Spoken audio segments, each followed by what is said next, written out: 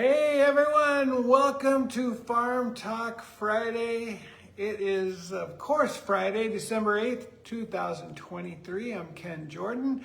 This is my beautiful wife, Giovanna. Hi, baby. Hi, Angel. You look wonderful. Oh, thank you. You're welcome. All right, we are not at home. We are in the Osa Peninsula. We live on the Nicoya Peninsula. There's two peninsulas in Costa Rica. This is the smaller one that's down south, kind of towards the Panamanian border. Yeah. This is just a little boot, the Osa Peninsula. And we are here for an amazing event. Annual now. Third annual Earthrace celebration of conservationists. We are going to be on Pete Bethune's boat, his big Modoc ex-military boat, celebrating with conservationists. I'm going to be DJing. Also our friends Simon and Courtney, and there could be mermaid sightings. There could be mermaids and fire dancers. Yeah. So anyway, it's a lot of fun. Caroline and Rachel. Please check out earthrace.net and support them in any way you can. And so that's Captain Pete Bethune's organization, Earthrace, and they are fiscally sponsored by a U.S. 501c3. And if you don't know Pete, we originally knew him from Whale Wars, the television show, and we've known him for a few years now. So anyway, check it out. Okay, so every week, Giovanna does some really cool artwork to advertise Farm Talk Friday. This week, there was a photo of Breadnut. That's right. Yeah. So there we have it. So, that's what it was. Yeah. So breadnut and breadfruit are similar. They both kind of look similar. Almost well, the same. they look similar, but the insides are totally different. Yeah, so breadfruit, pretty much everything inside is what you harvest and eat. But breadnut has tons of these nuts, kind of like chestnuts. They're kind of like chestnuts. So it was nice to have one at this season, this holiday season. It reminds me of that song. How does it go? Chestnuts roasting on an open fire. That's right. We roast ours in a tiny little. Do we still have a Wolfgang oven, or is it the other guy? Now Bam. Now it's Bam guy. Bam guy. Yeah. What was his name? New Orleans. New Orleans guy. Yeah. Anyway, we get those little tiny convection ovens. Well, we have it's kind of an air fryer oven. It's a small oven that does air frying, baking, roasting, dehydrating. In a very small package. Yeah, it's perfect for Emerald Lagasse is the guy we were trying to remember. Okay. So, yeah, I want to say about the chestnuts. So we have two trees, and one of them we've been getting the breadnuts from, I think, for like 2 years now. And the other tree was getting really tall, and we kind of chopped it back. And because we had another one, we took the risk of topping it so that it would become more accessible. Otherwise, it was just going to be too hard for us to get the fruit. And it is coming back. It was a little scary. I was like, oh no, did we ruin our second breadfruit or breadnut? And but it is starting to come back, so that's good. But the chestnuts, we hadn't had them in so long, or the breadnuts, that I kind of forgot how to prepare them. And so I initially steamed them in our other thing. We love this other thing, Instapot. Instapot. Yeah, we're not sponsored by anyone, by the way, but because if we were, we'd probably be on time, and my makeup would always be done, and all these other sorts of things. But so I steamed it. One of them fell out, and I was like, well, that's okay. I realized that one of them had fallen out, and the rest of them I had put to roast for an hour, and so I had this one when the other ones were done, so I could compare them. And the roasting an hour after the steaming was too much. Oh, gotcha. And so I don't know if I would, but the steamed one by itself is really good. So I think either we're just going to steam them in the future, or steam and then just like a little bit of roasting with some oil. They were just a little dried out. They're still delicious, and we love eating them with mayonnaise. Veganese. Yes. Really. All right. So the seasons are changing at home where we live, and we're kind of coming out, or pretty much out of the wet season, out of the rainy season, and so we have to work on our irrigation. Yeah, so right now it's all about the drip system. I usually worry about drip all year long. Yes, really. she does.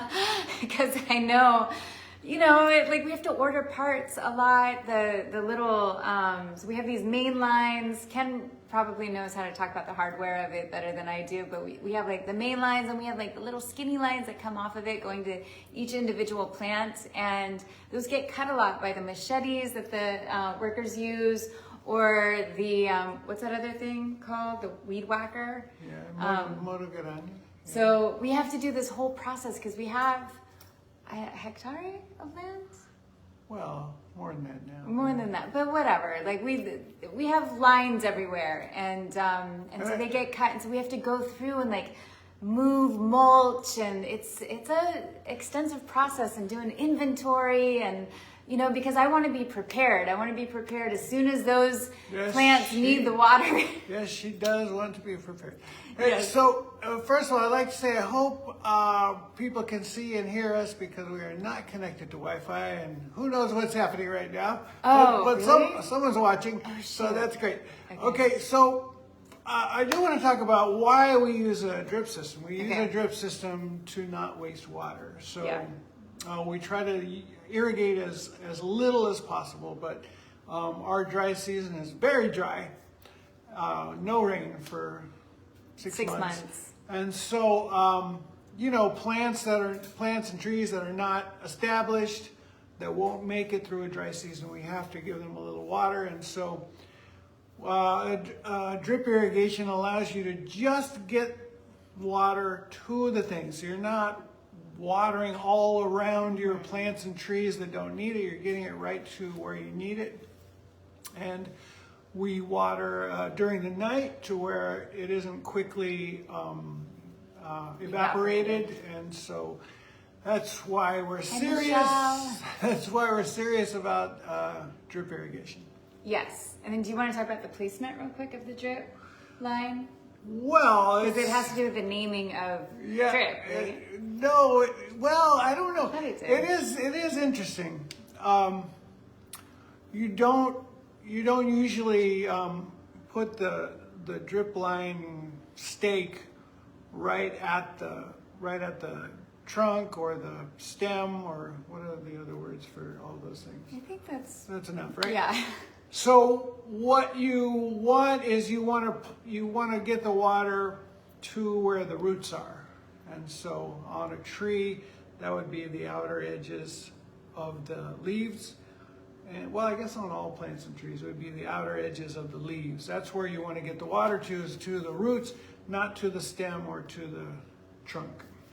Yeah, but I thought that it was like, if it rains naturally, that you're placing the drip line where those leaves would drip the water naturally. So it's like an outer rim. That is exactly right, yeah. And because nature wouldn't have the water coming down straight onto the, what are we calling them? Stems and trunks? Stems and trunks. And you don't want to create like a trunk or like a taproot rot. Right. So you're trying to get to the outer root structure, even if it's a smaller plant. Yes. And so similar. And we've had to try and educate over and over again the workers. I'm like, I can't have these stakes right next to the thing. And also when you're mulching, you never want your mulch touching the stems or the trunks. You need them out a little bit. A little bit. And mulching, of course, keeps the moisture on the roots. That's the idea. We're on the soil to keep the... Yes. Yeah. Soil above the roots. Above, yeah. Hopefully above All the right. roots. Honey, tell me what's happening or what happened in Permaculture Party Club. Permaculture Party Club. We took a break this week because we had the guys, are you putting me in closer to the frame? Hi, everybody. So we had a market We just got a message saying my battery's low. Woo! Live. Friday was the night market, like a holiday gift market that we did at Rancho Delicioso. And it was unbelievably successful, It by was the way. really great. It was such a good vibe. Everyone's like, when's the next one? I'm like, not anytime soon. Let's keep it special, you guys. Make it quarterly. But it was really wonderful, and the guys had a good time. I think they learned a lot, and they were really happy with their sales of the Katuk chips. And I just told them, I'm like, hey, if you want, you can, we can take a break this week, because really we met twice last week. That's right. Or in a way, it's like you could say that we met 3 times. That's because true. they had the PPC, then they came over early before the market, hours early, to prepare the Katuk chips, and then they went to the market and sold them. Yes. So it was quite a lot of work for them, and I'm really proud of them. Good job, Mason and Jeremy. I combined their names. Yes. So, and then in other news, I just want to say hi to Boa. She's been really cute. Boa is one of the babies of, we Green Wave fiscally sponsors some organizations. One of them is Wildlife Rescue Center, and Boa is the first baby of Maria and Jeremy, and she's just adorable. And she was like my biggest mermaid fan when we did Little Mermaid, and I did a mermaid show for the kids. Many of them were excited, but she was the most excited. Yes. And ever since, she's been leaving me very sweet messages and then emojis following, and they make my day. And the name of that rescue center is Wild Sun Rescue Center, and I think our phone's going to fall, so we better sign off. Yeah, and her name's Boel, but we call her affectionately Boa. Yeah. So anyways, sending love to all of you. We will give you an update next week on how this party transpired. That's right. And, so it's check been out Earthrace on Facebook or Earthrace.net. Yes. And we'll see you next week on Farm Talk Friday. If you want to, hold on. If you want to support Permaculture Party Club or check it out more, please go to greenwave.eco, and you'll find it there. All Okay, right. ciao. I can't read.